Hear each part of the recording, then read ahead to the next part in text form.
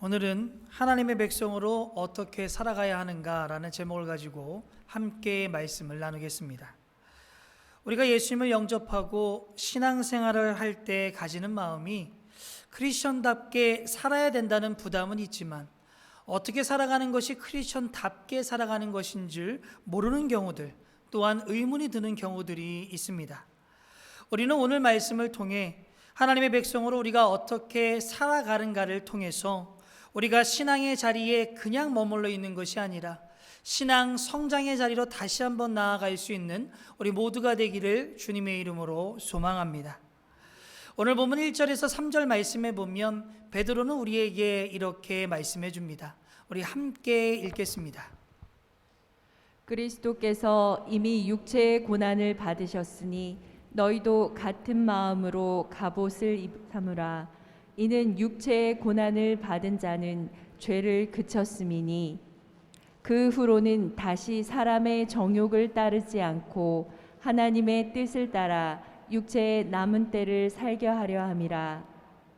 너희가 음란과 정욕과 술 취함과 방탕과 향락과 무법한 우상 숭배를 하여 이방인의 뜻을 따라 행한 것은 지나간 때로 족하도다.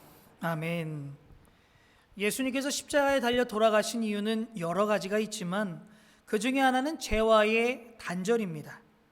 하나님의 백성이 이제는 죄와 상관없는 사람이 되기 위해서 예수님이 돌아가셨고, 그렇기 때문에 부끄러운 과거의 죄와 단절하고 하나님의 백성으로 살아가라 이야기하는 겁니다. 그런데 많은 분들이 믿음이 성장하지 못하는 이유 중에 하나는 이 죄와의 단절을 하지 못하기 때문입니다. 세상과의 단절에 실패하기 때문에 믿음이 성장하지 않는다는 것이죠. 우리가 단전이라는 말을 들으면 수도사가 수도원에 가서 수도하는 것을 생각하는 경향이 있습니다. 그러나 여기서 이야기하는 세상과의 단절은 세상에서 그냥 살고 있지만 세상적인 사고, 세상적인 방법으로 우리가 살아가는 것이 아닌 그것의 단절을 의미한다는 겁니다. 그런데 예수님을 처음 믿는 분들이 세상과의 단절을 하지 못하는 이유는 왜 그렇게 살아가야 하는가 확신이 없기 때문입니다. 우리가 예수님을 영접하면 하나님의 자녀가 됩니다. 천국의 백성이 된다는 것이죠. 그러면 하나님의 뜻대로 살아가야 된다, 옛 생활을 정리해야 된다 이야기하지만 왜 그것이 필요한가, 그것을 발견하지 못하기에 그들은 세상에 한 발, 교회에 한 발 내딛고 살아갑니다. 그러면 우리가 어떻게 해야 그 단절을 통한 새로운 삶으로 나아갈 수 있는가? 하나님께서 우리를 구원해 주신 것은 우리를 사랑하고 영원히 멸망 빠지지 않게 하기 위해 그것을 원하시기 때문입니다. 이거는 하나님을 향한 우리의 기대라는 것이죠. 그런데 반대로 하나님은 우리를 향한 기대를 가지고 있습니다. 바로 거룩한 백성으로 살아가길 원하신다는 것이죠. 이 세상은 아담으로부터 시작해서 하나님께 불순종하는 세상이고, 이 세상에 있는 사고와 생활 방식 또한 하나님이 안 계시다는 전제를 하고 있는 것입니다. 이렇게 하나님 없이 살아보려고 하니 왠지 자유롭고 좋을 것 같지만 결과는 좋지 않습니다. 우리가 영화나 드라마를 보면 하나님 없는 삶이 너무나 멋있고 미화되는 가운데 있습니다. 그러나 실제는 그렇지 않죠. 우리가 잘 만들어진 영화 같은 것을 보면 왠지 모를 허무감, 가벼운 절망감이 들 때가 있습니다. 그것은 우리의 인생을 너무나 잘 표현했기 때문입니다. 언제든지 하나님 없는 삶은 파괴가 있고 아픔이 있으며 허무감이 들 수밖에 없다는 겁니다. 그런 세상 가운데 하나님은 거룩한 백성을 모아 하나님의 뜻대로 사는, 순종하며 살아갈 때에 진정한 행복이 있다, 하나님과 더불어 살아가는 것은 진정한 기쁨이 있다는 것을 보여주시기 위해 하나님께서는 그의 거룩한 백성을 모으셨다는 것이죠. 그래서 이 목적을 위해 하나님께서는 이스라엘 민족을 선택하여 주셨습니다. 그런데 그들은 세상과의 단절에 실패합니다. 이방신을 섬기고 있는 그곳에서, 정말 타락한 그곳에서 하나님의 뜻대로 사는 모습, 하나님의 임재 가운데 사는 모습을 통해 그것이 얼마나 좋은 것인 줄 보여주어야 하는데, 그들은 오히려 이방 민족을 부러워합니다. 그들의 문화를 수용하며 결국에 그들의 신을 섬기게 됩니다. 그래서 멸망당하게 되죠. 그 다음에 하나님께서 모으신 민족이 바로 우리입니다. 바로 교회라는 것이죠. 그래서 사도 베드로는 우리에게 이렇게 말씀합니다. 우리 베드로전서 2장 9절 말씀 함께 읽겠습니다. 그러나 너희는 택하신 족속이요 왕 같은 제사장들이요 거룩한 나라요 그의 소유가 된 백성이니 이는 너희를 어두운 데서 불러내어 그의 기이한 빛에 들어가게 하시니에 아름다운 덕을 선포하게 하려 하심이라. 아멘. 우리의 책임이 무엇입니까? 어두운 세상 가운데, 부패한 세상 가운데 하나님의 임재대로 살아갈 때에 기쁨이 있고, 하나님과 동행할 때에 진정의 행복이 있다는 것을 우리의 말이 아닌 행동으로 보여주는 것이 바로 우리의 책임이라는 것이죠. 그것을 위해서 우리는 세상과 단절해야 됩니다. 그 단절이 있은 다음에 우리는 새로운 삶으로 나아갈 수 있다는 것이죠. 그런데 많은 사람들이 하나님의 뜻을 바라보는 것이 아니라 자기 자신만을 바라보며 살아가게 됩니다. 이것을 예를 들면 우리가 어린 아기일 때에는 자신을 위해 부모님이 계시다는 생각을 하게 됩니다. 그래서 울면 젖을 물려주고 필요한 것을 온전히 제공하는 것을 보게 됩니다. 그런데 우리가 장성한 다음에도 이런 생각을 한다. 이것은 잘못되었다는 것이죠. 우리가 조금 장성하면 우리는 그 다음부터 부모님의 마음을 알아들여야 됩니다. 언제까지 부모님이 나를 돌봐주실 것이다 이런 생각을 하는 것이 아니라 내가 부모님을 기쁘게 해드리고 우리의 가문이나 집안을 위해 영광된 삶을 살아가겠다. 우리 부모님의 소원을 내가 이루어 주겠다. 이것이 바로 성숙한 자의 모습이 아니겠습니까? 이와 같이 우리는 하나님께 이거 해달라고 저렇게 해달라는 그 단계를 벗어나서 하나님이 왜 우리를 불러주셨는가?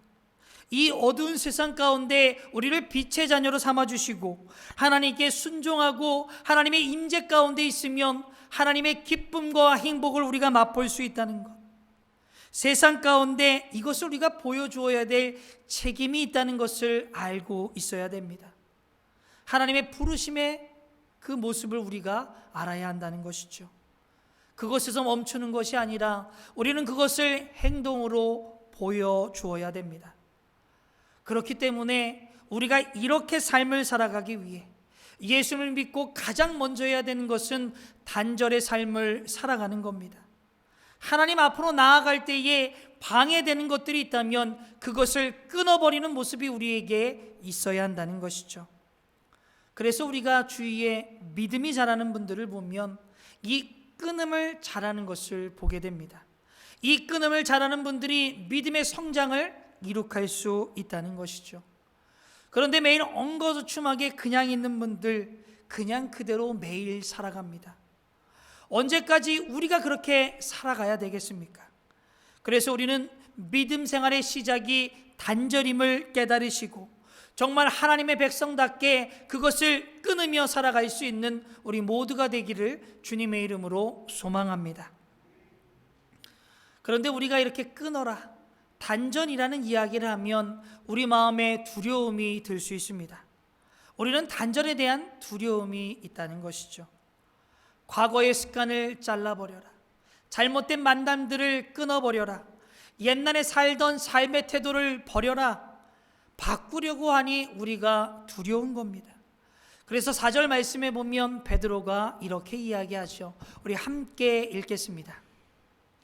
그들은 여러분이 자기들과 함께 그런 지나친 방종에 빠지지 않는 것을 이상히 여기면서 여러분을 비방합니다. 아멘. 우리는 다른 것에 비방을 합니다. 특별히 자신과 똑같은 삶을 살아가다가 그 삶을 바꾸는 사람을 보면 당연히 비판이 따른다는 겁니다. 우리는 이런 비판들이 두려운 것이죠. 또한 세상에 나아가서 사람들이 이런 말 하는 것이 두려운 겁니다. 너만 크리스천이냐? 너만 그렇게 티를 내면서 예수를 믿느냐? 하는 이야기들이 우리는 두려운 겁니다. 그런데 우리가 잘 생각해 보면 우리도 우리와 다른 것에 대한 두려움을 갖고 살아가는 것을 보게 됩니다. 제가 초등학교에 다닐 때에 저희 동네에 유행했던 운동화가 나이키 운동화입니다. 그런데 저희 부모님은 항상 아디다스나 프로스펙스 신발을 사주셨습니다. 아마 제가 기억하기로는 프로스펙스 사장님이 저희 부모님과 동창이었습니다. 그 신발이 나이키 신발보다 비쌈에도 불구하고 다른 친구들이 나이키 신발을 신는 것을 보며 저는 그 프로스펙스 신발이 그렇게 신기가 싫었습니다. 그리고 제가 중학교가 되고 서울에 혼자 올라올 수 있게 되었을 때에 제가 돈을 모아서 제일 먼저 산 신발이 나이키 신발입니다. 이 어릴 때에도 다른 사람과 다른 친구들과 다르다는 것이 두려움으로 작용했기 때문입니다. 그런데 제가 크고 난 다음에는 달라졌습니다. 지금도 나이키 신발을 선호하는 것은 아닙니다. 지금은 다른 사람과 신발이 비슷하면 차라리 다른 것이 더 좋습니다. 다른 것을 추구하는 것이 제 마음속에 있다는 것이죠. 그런데 우리가 세상을 살아갈 때에도 남과 똑같아서는 살아갈 수 없습니다. 뭔가 달라야 취직되고요. 뭔가 달라야 승진이 됩니다. 뭔가 달라야 장사가 잘 된다는 겁니다. 그래서 우리는 남들과 다른 우리의 장점을 개발하는 것이 아니겠습니까? 그런데 신앙생활도 이와 마찬가지입니다. 처음에는 왕따 당하는 것에 대한 두려움이 있고 왠지 모르게 튀는 느낌, 남들의 시선이 나에게 쏟아지는 것에 대한 두려움이 올 수 있습니다. 너무나 당연한 것이죠.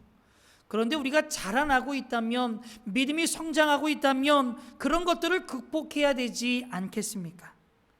그래서 우리는 다른 사람들과 다른 것에 대한 자부심을 가지고 살길 원합니다. 다르다고 하는 것이 얼마나 당당하고 얼마나 멋있는다는 것에 대한 자부심이 우리 속에 있기를 원합니다. 제가 듣는 간증 중에 한 사업을 하신 분의 이야기가 있었습니다. 이분은 미국에서 1년 반, 한국에서 1년 반 이렇게 계속해서 로테이션을 돌면서 사업을 한다고 합니다. 미국에서 일하는 것보다 한국에서 일하는 것 중에 힘든 이유가 술자리 때문이라고 합니다. 뭔가 결정되면 항상 술자리에 간다는 것이죠. 그래서 이분은 술자리에 가서 이야기합니다. 자기는 크리스천이기 때문에 술을 마시지 않겠다. 처음에는 자기를 회유한다고 합니다. 집사, 권사, 장로 다 술 먹는데 뭐 너 그렇게까지 유난 떠냐고 같이 술을 먹자고 이야기를 합니다. 근데 이분이 계속해서 거부를 했다고 하죠. 또한 사업에 중요한 사인을 할 것이 있는데 술자리에서 사인을 받으러 갑니다. 그 사인을 한 사람이 그 사람에게 이야기하죠. 술을 먹으라는 겁니다. 근데 이분이 자기 교회 다닌다고 술 안 먹는다고 이야기를 합니다. 그 다음부터는 핍박이 이어졌다고 합니다.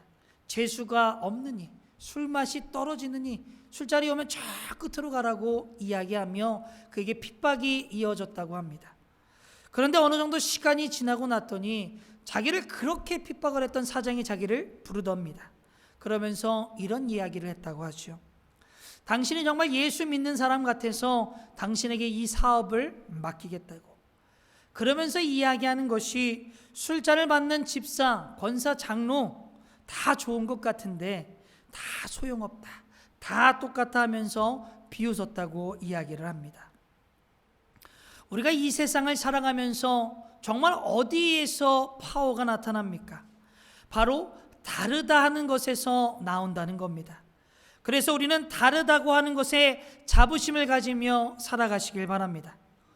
만약 하나님이 계시지 않는다면 튀는 것 잘못된 겁니다. 큰 문제가 발생할 수 있습니다. 그런데 하나님이 계시지 않습니까? 하나님이 계시는데 왜 우리는 남하고 다른 것에 대한 두려움을 갖고 살아갑니까? 여러분, 하나님이 계시기에 남하고 다른 것에 대한 자부심을 가지시길 바랍니다. 뭔가 크리스천이기 때문에 우리는 뭔가 다를 수밖에 없다는 자부심을 갖고 살아가기를 소망합니다.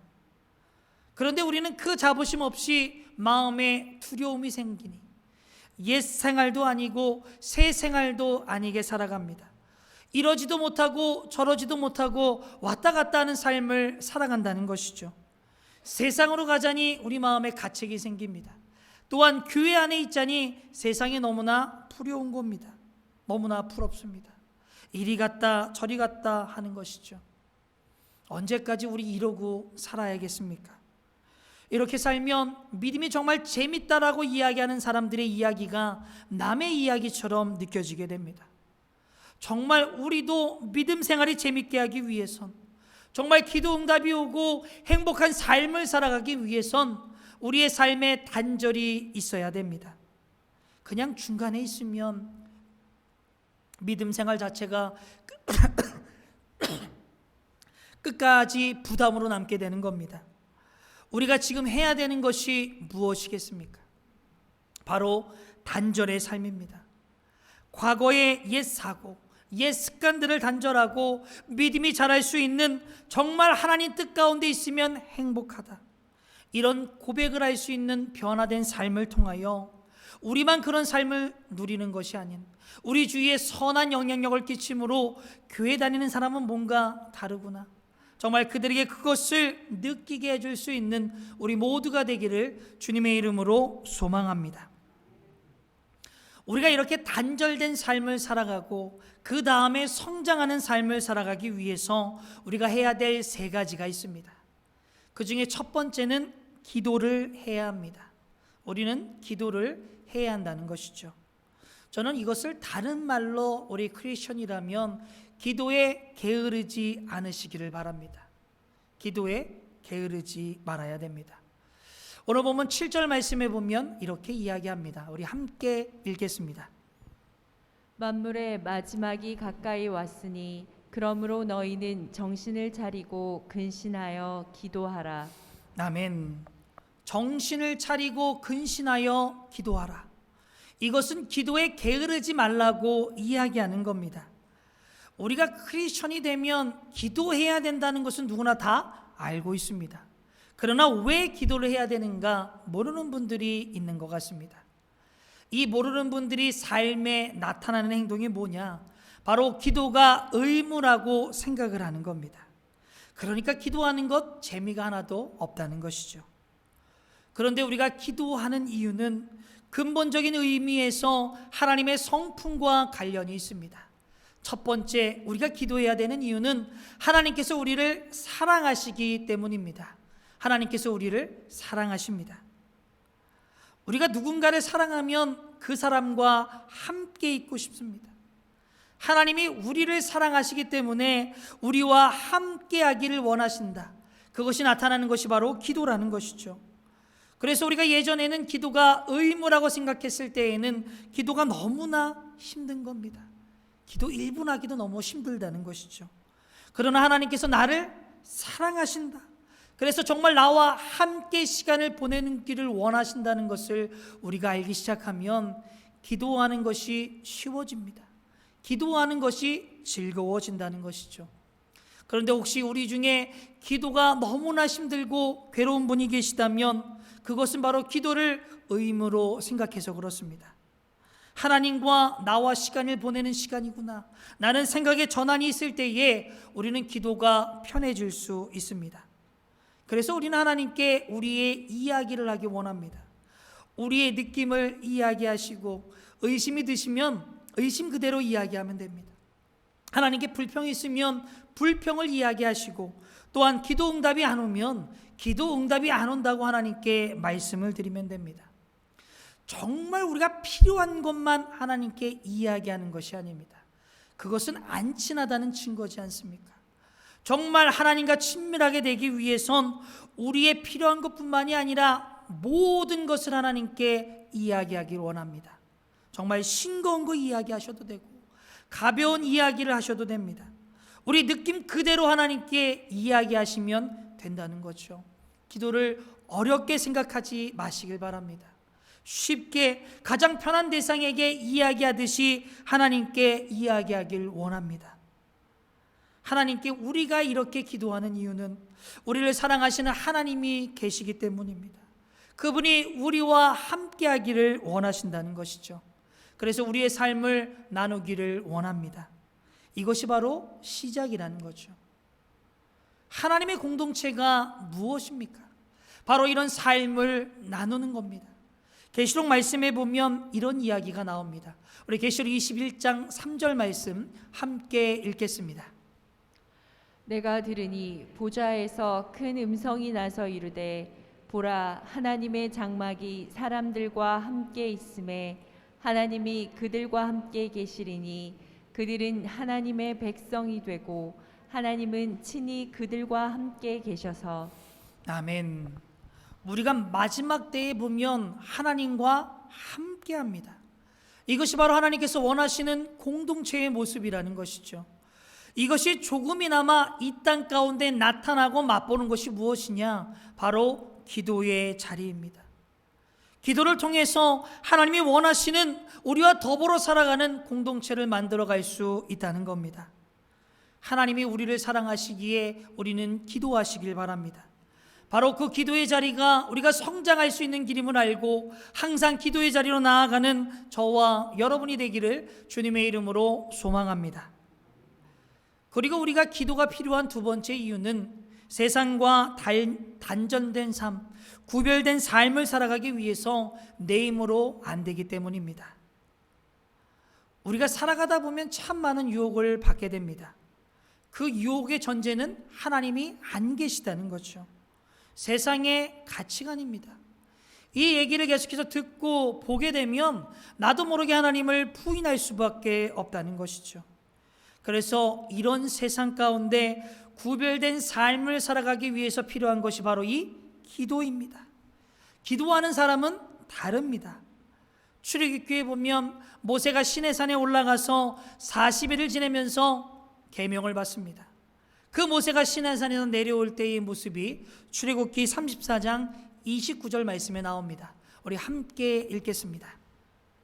모세가 그 증거의 두 판을 모세의 손에 들고 시내산에서 내려오니 그 산에서 내려올 때에 모세는 자기가 여호와와 말하였으므로 말미암아 얼굴 피부에 광채가 나나 깨닫지 못하였더라. 아멘. 하나님과 함께 있었던 모세에게 광채가 납니다. 하나님과 교제하는 사람은 다르다는 것이죠. 이게 하나님과의 시간을 보내는 사람들의 특징입니다. 그래서 우리도 하나님과의 시간을 가져야 되죠. 새벽에 나와서 기도하셔도 됩니다. 요즘엔 실시간 영상이 나와서 집에서 일어나셔도 함께 예배를 드릴 수 있습니다. 우리가 이렇게 기도하는 습관을 들이지 아니하면 기도 시간을 지키는 것이 너무나 어렵습니다. 시간 날 때 기도하겠다고 하는 분들이 있습니다. 그분들 나중에 보면 기도하지 않는 것을 보게 됩니다. 내가 시간 날 때 기도한다. 시간 안 납니다. 우리가 기도하기 위해선 그 기도의 시간을 정확하게 정해야 됩니다. 그리고 그 자리로 나아가 우리가 기도하지 않으면 기도할 수 없다는 것이죠. 그래서 기도할 때에 우리가 한 가지 발견할 수 있는 것은 기도는 자연스럽게 되지 않는다는 겁니다. 말씀에서처럼 기도는 정신을 차리고 집중하며 근신하지 않으면 할 수 없는 것이 바로 기도입니다. 그래서 우리는 집중하고 깨어 있어야 됩니다. 그리고 결심하고 노력해야지만이 기도할 수 있다는 것이죠. 우리 모두는 하나님과 더불어 나누는 기도의 시간을 통해 하나님의 임재하심을 체험하고 그것을 통하여 주위에 선한 영향력을 끼치며 살아가는 저와 여러분이 되기를 주님의 이름으로 소망합니다. 성장을 위한 두 번째는 의지적으로 사랑해야 됩니다. 의지적으로 사랑하라. 우리 8절 말씀 함께 읽겠습니다. 무엇보다도 뜨겁게 서로 사랑할지니 사랑은 허다한 죄를 덮느니라. 아멘. 말씀에 보면 뜨겁게 서로 사랑하라 이야기합니다. 그런데 이런 이야기를 들으면 우리가 뜨겁게 사랑한다고 생각한다고 할지라도 그것이 정말 뜨겁게 사랑으로 이어질 것인가 라는 의문이 들 수 있습니다. 왜 우리 안에 이런 의문이 드냐면 사랑이라는 것이 감정에 속해 있다고 생각하기 때문입니다. 만약 사랑이 감정이라면 뜨겁게 사랑 못합니다. 우리가 마음 먹는다고 되는 것은 아니라는 것이죠. 그런데 성경에서는 사랑은 감정이 아니라 행동이라 이야기합니다. 그래서 마태복음 22장 39절 말씀과 마태복음 25장 35에서 36절 말씀에 보면 이렇게 이야기합니다. 우리 두 말씀을 함께 읽겠습니다. 둘째도 그와 같으니 내 이웃을 내 자신같이 사랑하라 하셨으니 내가 줄일 때에 너희가 먹을 것을 주었고 목마를 때에 마시게 하였고 나그네 되었을 때에 영접하였고 헐벗었을 때에 옷을 입혔고 병들었을 때에 돌보았고 옥에 갇혔을 때에 와서 보았느니라. 아멘. 우리가 말씀해 보면 느낌이나 감정의 단어는 하나도 안 나옵니다. 다 행동에 관련된 겁니다. 그래서 우리가 원수를 사랑하는 것이 이것 때문에 가능한 겁니다. 감정은 너무 싫죠. 한 대 때리고 싶지만 목마르다고 하면 마실 것을 주라는 겁니다. 그래서 사도 바울은 로마서 12장 20절에 이렇게 말씀합니다. 우리 함께 읽겠습니다. 내 원수가 줄이거든 먹이고 목마르거든 마시게 하라. 그리함으로 내가 숯불을 그 머리에 쌓아 놓으리라. 아멘. 말씀해 보면 원수를 이해하라, 친하게 지내라 이런 얘기 안 나옵니다. 마음속에 믿고 쥐어받고 싶지만 배고프다고 하면 먹을 것을 주고 목마르다고 하면 마실 것을 주라고 이야기하죠. 그러면 나중에 감정이 따라올 수 있습니다. 감정이 따라오지 않아도 하나님 말씀에 순종한 것이니까 그것으로 좋은 겁니다. 그래서 여기서 뜨겁게라고 이야기하는 것은 의지적으로 바꿀 수 있습니다. 의지적으로 사랑하는 겁니다. 하나님의 본성은 사랑이시기 때문에 사랑하지 않는다는 것 너무나 부자연스럽습니다. 그런데 우리는 죄로 말미암아 아주 이기적이죠. 그래서 우리는 남을 미워하는 것 굉장히 자연스럽습니다. 그것의 예를 아이들은 그것을 가르쳐 주지 않아도 그대로 따라한다는 거예요. 그런데 사랑한다는 것은 굉장히 부자연스럽습니다. 그래서 우리에게 필요한 것이 바로 이 의지적이라는 겁니다. 의지적으로 사랑해야 한다는 것이죠. 그러면서 말씀에 나오는 것이 사랑은 허다한 죄를 덮느니라 말씀합니다. 여기서 허다한 죄라는 것은 개인적인 죄를 의미하는 것이 아니라 공동체의 죄를 의미하고 있는 겁니다. 바로 사랑이 공동체를 지킨다. 사랑이 바로 교회를 지킨다고 이야기하는 것이죠. 여러 가지 교회 안에서 문제가 발생할 수 있습니다. 공동체 안에도 문제가 발생할 수 있죠. 그런데 우리가 그 문제를 안고 가는 겁니다. 공동체를 지키기 위해 우리가 죄를 덮는다는 표현을 하는 것이죠. 바로 사랑으로 나아간다는 겁니다. 그렇다고 해서 불의를 그대로 놔두는 것이 아니라 죄를 수용하라 이야기하는 것 아닙니다. 잘못된 것 바로 잡아야 됩니다. 회개할 거 있으면 회개해야 하죠. 그런데 그 뒤에 있는 것이 무엇이냐? 바로 사랑이라는 겁니다. 사람에 대한 사랑, 공동체에 대한 사랑, 교회에 대한 사랑을 갖고 나아갈 때에 그것을 안고 갈 수 있다는 것이죠. 그리고 그런 사랑의 모습이 이웃을 섬기는 모습으로 나타나게 됩니다. 우리 9절 말씀 함께 읽겠습니다. 서로 대접하기를 원망 없이 하고. 아멘. 속림 대접하는 것은 기독교가 처음 시작하면서 크리스천으로 꼭 지켜야 될 덕목 중에 하나였습니다. 디모데전서에 보면 리더의 덕목에 대해서 나옵니다. 특별히 3장 2절 말씀 우리 함께 읽겠습니다. 그러므로 감독은 책망할 것이 없으며 한 아내의 남편이 되며 절제하며 신중하며 단정하며 나그네를 대접하며 가르치기를 잘하며. 아멘. 리더의 조건 중에 하나가 뭐냐면 나그네를 대접하라는 겁니다.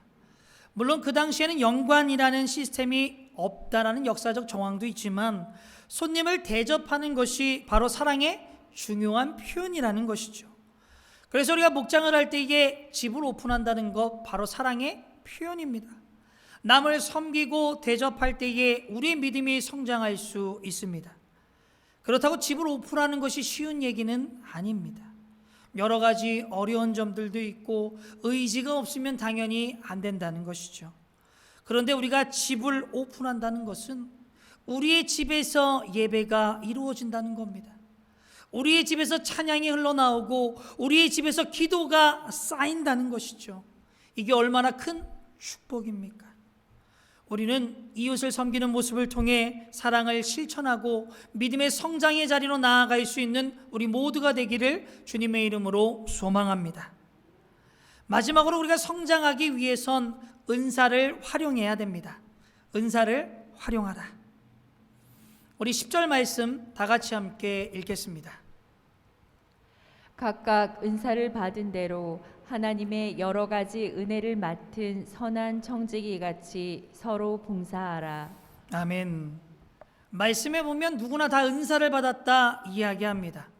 혹시 우리 중에 은사가 없다라고 생각하시는 분들은 아직 발견하지 못한 겁니다.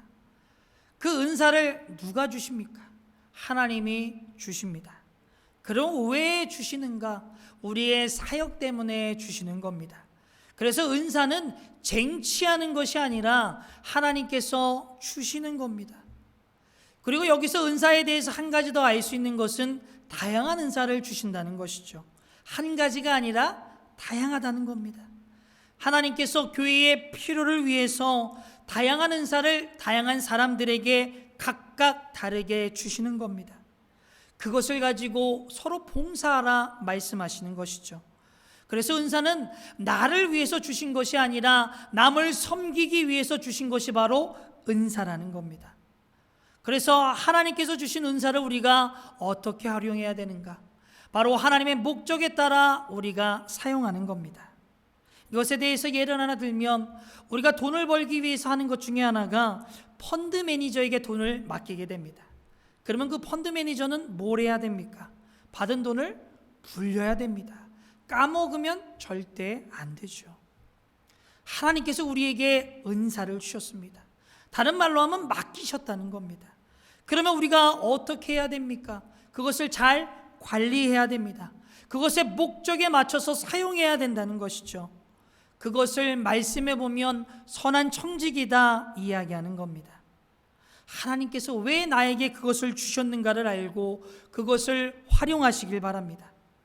그런데 혹시 내가 은사가 없다고 생각하시는 분들은 지금 여러분 내 은사가 알기 위해서 여러 가지를 해보시길 바랍니다. 이것도 해보고 저것도 해보다 보면 찾을 수 있습니다. 해보셔야 찾을 수 있다는 것이죠. 그러면서 11절 말씀에 보면 이런 말씀이 우리에게 주어집니다. 우리 함께 읽겠습니다. 만일 누가 말하려면 하나님의 말씀을 하는 것 같이 하고 누가 봉사하려면 하나님이 공급하시는 힘으로 하는 것 같이 하라. 이는 범사에 예수 그리스도로 말미암아 하나님의 영광을 받으시게 하려 함이니 그에게 영광과 경능이 세세에 무궁하도록 있느니라. 아멘. 은사에 대해서 말씀을 쭉 해주면서 두 가지 관리해야 될 것에 대해서 우리에게 이야기합니다. 하나는 말하는 겁니다. 그래서 말하는 것도 사역이라는 것이죠. 특별히 말하는 사역에 대해서 에베소 4장 11절에 보면 이렇게 이야기합니다. 우리 함께 읽겠습니다. 그가 어떤 사람은 사도로, 어떤 사람은 선지자로, 어떤 사람은 복음 전하는 자로, 어떤 사람은 목사와 교사로 삼으셨으니. 아멘. 하나님의 말씀을 전파하는 사람들입니다. 쉽게 이야기해서 하나님의 대변인이라는 것이죠. 그래서 설교자를 표현할 때에 저는 한 목사님의 이야기를 마음속에 품습니다. 그분이 뭐라고 얘기했냐면 설교자는 하나님의 스피커다라는 겁니다. 그래서 하나님이 우리 성도들에게 해주고 싶으시는 말씀을 설교자를 통해서 말씀해 주시는 거다라고 이야기를 합니다. 그러면서 자기가 설교를 준비할 때에 중간중간에 기도를 한답니다. 왜냐하면 설교가 하나님의 뜻을 알아야 되는 것이기 때문에. 그래서 저도 설교를 준비할 때 그런 마음으로 설교 준비합니다. 하나님께서 하시고자 하는 말씀이 성도들에게 전해질 수 있도록. 그런데 이것은 설교를 하는 목사에게만 적용되는 말씀이 아닙니다. 우리의 삶에 말하는 것들이 다 포함된다는 것이죠. 그래서 특별히 상담할 때에도 마찬가지입니다. 다른 사람과 이야기할 때에도 마찬가지라는 것이죠. 내 이야기를 하는 것이 아니라 하나님께서 말하고 있는 사람들에게 해주고 싶은 말씀을 듣게 한다. 그래서 우리가 누군가에게 이야기할 때에, 또한 상담할 때에 필요한 것이 바로 기도입니다. 저도 신방하러 가기 전에 꼭 기도를 합니다. 그러면서 하나님이 이 가정에 이 사람에게 해주고 싶은 말씀을 저를 통해서 흘러갈 수 있게 해달라는 것이죠. 우리가 말할 때에 우리를 통해서 하나님의 생각, 하나님의 뜻이 흘러가기를 소망합니다. 그리고 두 번째로 우리가 해야 될 것은 봉사할 때에 하나님이 공급해 주는 힘으로 하라는 겁니다. 하나님의 힘으로 봉사라는 것이죠. 우리가 사역할 때에 내 힘이 아닌 하나님의 힘으로 해야 합니다. 그럼 왜 우리가 하나님의 힘으로 해야 하는가? 꼭 사역을 자신의 힘으로 하는 사람들 보면 하나님께 봐줘서 하는 느낌을 줍니다. 그냥 성심 쓰듯이 사역하는 분들이 있다는 것이죠. 이 모습 잘못된 모습 아닙니까? 그리고 특별히 자기의 힘만을 가지고 사역을 하면 딱 거기까지입니다. 더 나아갈 수가 없다는 것이죠. 그런데 내 힘이 아닌 하나님의 힘으로 하면 내 힘을 넘어서기에 거기서 멈추는 것이 아니라 더 넓은 사역의 길로 나아갈 수 있게 됩니다. 특별히 내 힘이 부족하다는 것을 깨닫게 됩니다. 그러면 여러분 어디로 돌아가겠습니까? 결국 하나님께 돌아갈 수밖에 없다는 겁니다. 바로 기도의 자리로 갈 수밖에 없다는 것이죠. 그래서 우리는 하나님의 힘으로 사역하심으로 우리가 있는 자리보다 더 큰 능력의 사역을 하시고 꼭 하나님께 돌아가심으로 복된 삶을 살아가는 저와 여러분이 되기를 주님의 이름으로 소망합니다.